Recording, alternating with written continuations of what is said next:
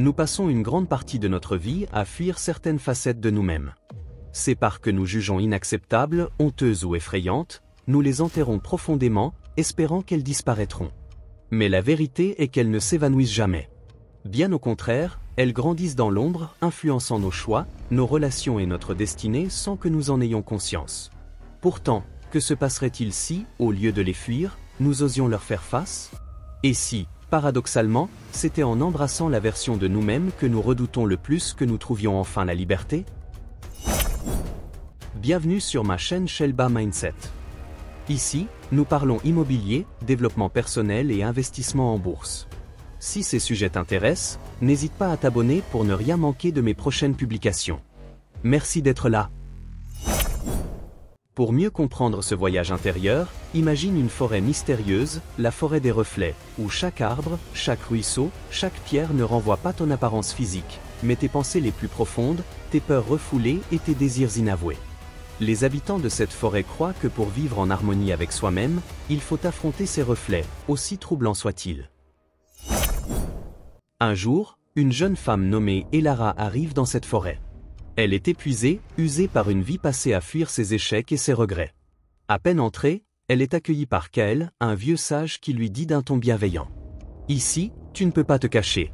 La forêt te montrera tout ce que tu as enterré. Mais souviens-toi, ce que tu verras n'est pas une malédiction, c'est une opportunité. » Intriguée et légèrement inquiète, Elara s'enfonce dans la forêt. Bientôt, elle aperçoit ses premiers reflets, des visions d'elle-même en colère, jalouse, et parfois même cruelle.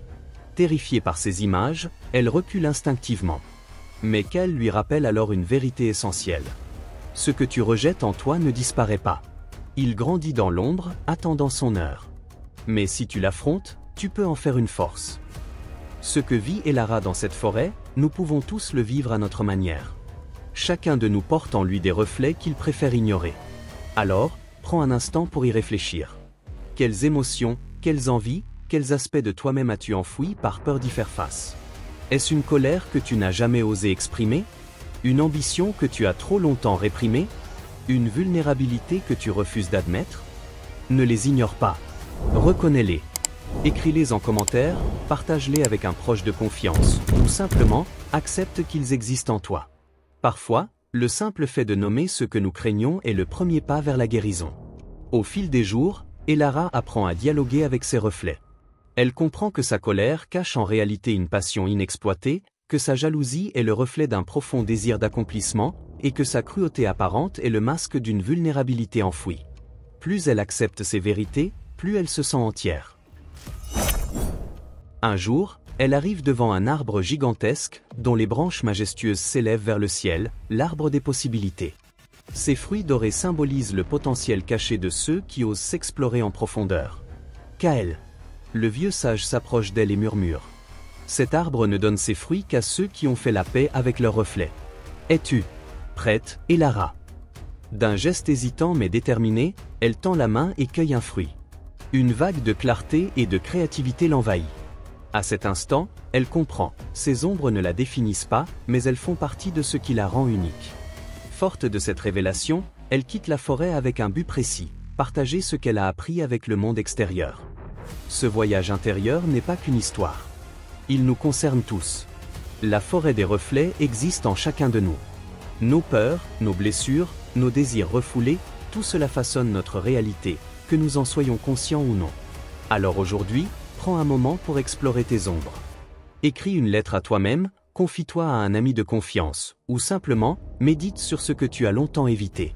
Car comme Elara, tu pourrais découvrir que tes ombres ne sont pas des ennemis, mais des alliés prêts à t'aider à grandir. Carl Jung disait, ce n'est pas en regardant la lumière qu'on devient lumineux, mais en plongeant dans son obscurité. Mais attention, la plupart préfèrent fuir plutôt que d'affronter leur nuit intérieure. Alors, oses-tu plonger dans ta propre obscurité? Oseras-tu devenir la version de toi-même que tu crains d'être? Car c'est peut-être là que se cache ta véritable liberté. Merci d'avoir participé à cette réflexion, abonne-toi pour ne pas rater la prochaine discussion. À bientôt!